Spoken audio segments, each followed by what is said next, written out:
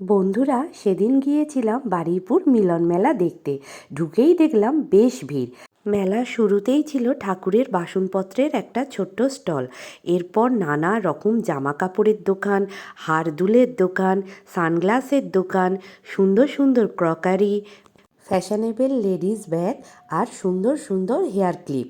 আর ছিল অপূর্ব সুন্দর আর্টিফিশিয়াল ফুলের দোকান। আর ছোট থেকে বড় সকলের মজা করার জন্যে ছিল রং বেরঙের রাইডস। এবার চলো কি কি খাবার ছিল সে কথা বলি।